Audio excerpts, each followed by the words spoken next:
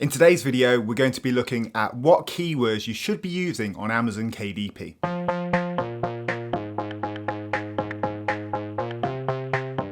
So why are we even bothered about keywords? Well, essentially, they help people to find your book.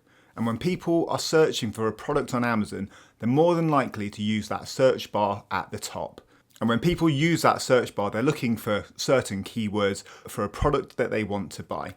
And what these keyword boxes do is they allow you to rank for certain keywords. So the more keywords that you're ranking for, the more chance you have of someone coming across your book and purchasing it. Now, there are 7 keyword boxes available to utilize, and within each of them, you can include up to 50 characters. How it works is then Amazon uses the keywords that you've included in those boxes to index your book for those keywords that you've included. And as always with niche research, with finding the right keywords, the key here is to find keywords and keyword strings that people are searching for that have a high volume of searches, but also have a relatively low amount of competition. What I mean by that, say if you're trying to rank a colouring book, if you just use the word colouring book as one of your keywords, yes, that's got a high amount of volume. A lot of people are going to be searching for that. But there's also going to be hundreds of thousands of other books ranking for that keyword. So there's not really too much point in focusing in on that keyword because, it doesn't have that lower amount of competition. So we'll come into how we find keywords later, but that's the basics of your keywords on Amazon KDP. So first of all, we need to be looking at what not to include in our keywords. And that's because Amazon take this super seriously. So looking here, this is from Amazon's guidance on keywords. And they say to not include anything misrepresentative, like the name of an author, not associated with your book. And basically why this is they want to create the best customer experience possible. They don't want someone searching for like Delia's cookbook and then your sci-fi book pops up because you added it as a keyword. So, you need to be really honest with your keywords. We'll come on to things that you can't specifically include next. But the key point here is that KDP has a zero tolerance policy for metadata that's meant to advertise, promote, or mislead.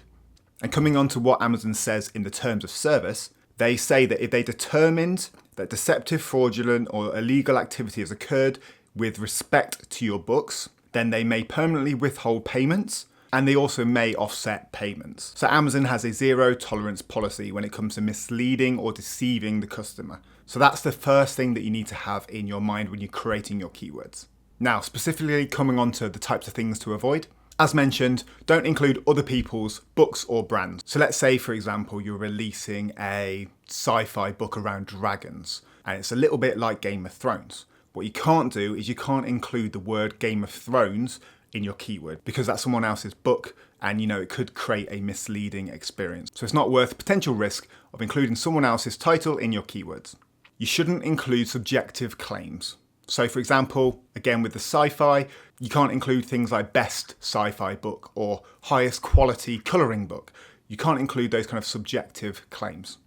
And also you shouldn't really utilise quotation marks. So how the keywords work is, say if you've got 7 keywords in there, Amazon will index all of those keywords against your book, as well as all of them in different orders. It's a very broad search term for those keywords. And if you've included quotation mark around your keyword string, it will only index that one specific keyword. So, that's not what you want. You want to rank for as many keywords as possible, so avoid using quotation marks. I've put this into 2 because it's quite a simple one, but you should also avoid time or cost related keywords.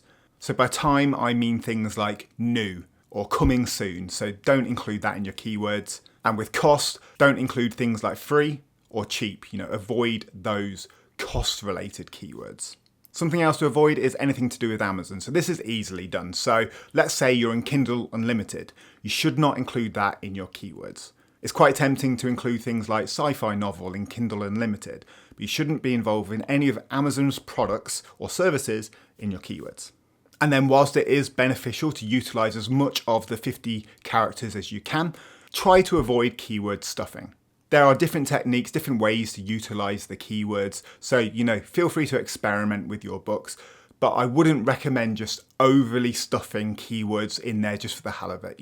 We're going to come on to what you should be doing shortly, but I would try to avoid just stuffing keywords in there. And then especially if you're just getting going, just make sure to Google Amazon's terms of services and have a quick read through, because it is worth it. And what can happen with Amazon if you're not careful is they can ban your books, red flag your account, and then you won't be making money on Amazon KDP. So it is worthwhile just having a quick look through the terms of service. Now, onto the more fun bits, what to include in your keywords. And the main thing here is looking for what people are logically going to be searching for. After going through these, I'm going to go through an example and you can see this in action. But what you want to be doing is thinking like a customer. So let's say you're selling a dinosaur joke book. What are people going to be searching for to try and find that joke book? They're going to be searching for dinosaur joke book. They're going to be searching for funny dinosaur jokes. So all of those kind of things that pop into your head as, obvious search results are probably a very, very good place to start. Secondly, include things that you found during your keyword research. So I'm going to go into how I do this organically, but there are tools out there that you can utilize. Why tools are great is that they can give you, the keyword score. They can give you an estimated amount of sales per month on certain keywords. And Helium 10 is the most in-depth keyword research tool out there. It does a whole lot of other things, but if you're serious about publishing, check out Helium 10. I've got an affiliate link in my description below. But for the majority of us, you don't really need to invest in software, especially as you're getting going. I'll come on to how to do some more manual keyword research in a minute. Then what else to include? Include what it is. So for a dinosaur joke book, for example, it is what it is. It's a joke book. It tells jokes. Who it's for. So whether it's for kids, whether it's for adults, whether it's for kids 6 to 10 years old, whether it's for men, women, all of the target audience information. And then also what it offers. And this is maybe something that people don't really think about including. So seeing as I do quite a lot of colouring books, what is the purpose of a colouring book?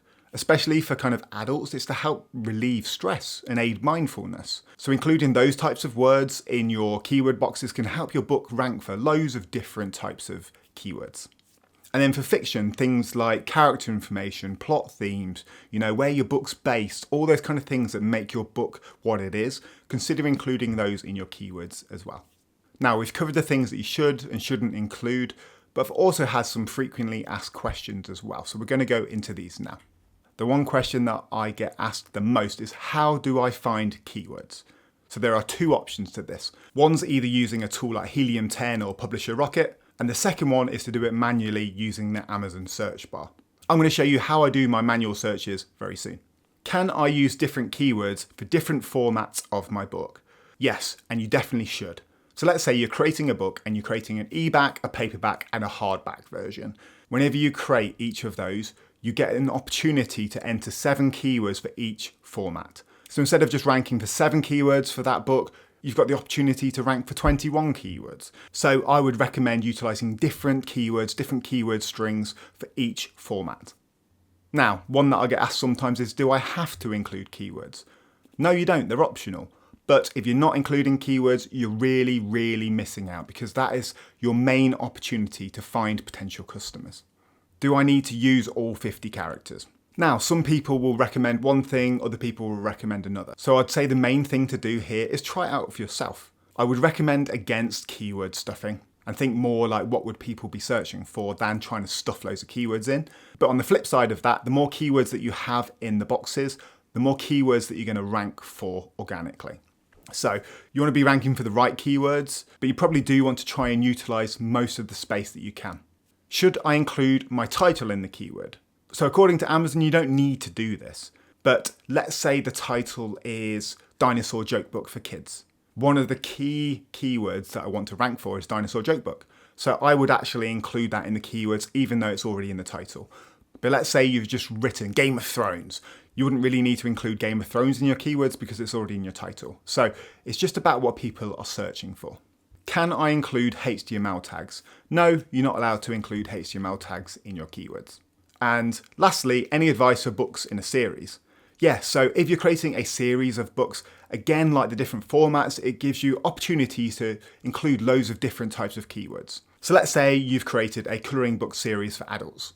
and you've got 10 books in the series, well, that just gives you 70 keywords instead of 7 to try and reach your potential audience. So what I'd recommend against is using the same keywords in all of your books. Try and diversify and try and rank for as many keywords as you can. Now, to end this video, let's take a look at an example. So this is my dinosaur joke book for kids. The title is Totally Rawsome Dinosaur Joke Book for Kids. The subtitle is 100 plus hilarious jokes with illustrations. So let's go on to Amazon and I'll show you a little bit of keyword research in order to try and find 7 keywords for this book. So the first thing I would do is start typing the main thing that I think people are going to be searching for. So dinosaur jokes, dinosaur joke book, that is the main thing that I want to be ranking for. So here straight away, you've got things like dinosaur joke book, dinosaur jokes, dinosaur joke book for kids, dinosaur jokes for funny kids. They're your kind of main ones at the beginning. So if we click on dinosaur joke book, we can see in the top left-hand side that there are 215 results. Now, anything generally under 1,000 is pretty decent on Amazon. So the fact that it's in triple digits here is really positive. Ignoring this top result here because that's a sponsored paid result, my book is actually ranking number 2 organically for this search term, and that's because I included it as a keyword. Now, if we have a look at some other examples, we go back to dinosaur jokes. Dinosaur jokes for funny kids appears. So if we click on that, we've got 813 results, which is a little bit more. But again, my book is appearing there at number 2. So those would be the kind of more dinosaur joke focused ones, but then I'd probably try and go a little bit wider as well. So instead of focusing solely on dinosaur joke book, let's just have a look at generic joke book for kids. So if we do joke book for kids, you can see here you've got over 6,000 results. So that's going to have a lot of search terms to it, but it's got so much competition. So you're probably going to have to niche down a little bit. So looking here at what Amazon auto populates, say mine maybe is 6 to 8. And so here we've got over 20,000 results. So yeah, that's not looking great. If we're going just joke book for kids, it's going to be very, very competitive. But one thing we know about dinosaurs is that, a lot of boys like dinosaurs, for example. So we could do joke book for boys. So we do joke book for boys, 6-year-old. Then we've got 917 results. So again, that's under that 1,000. So that is a much better keyword to utilize. And then again, jokes for 8-year-olds, 573 results. So that's a manual way of trying to find your keywords for your books. It's a lot of trying to think what people might be searching for, thinking logically about this kind of search terms. But just by searching around on Amazon like that, we've found a few different keywords that we can utilize for this book. So I hope that this video on keywords was useful. As I mentioned, there are paid tools out there that you can utilize, but especially when you're getting going, I think it's perfectly fine to just look around on Amazon like we've just done here and try and find some keywords that, logically make sense for people to be searching for. Just make sure you're not trying to compete with, 10,000 other books, and you've got every chance of then ranking organically for those keywords. I hope that this video is useful. Don't forget to hit that like and subscribe button, and I'll see you in the next one.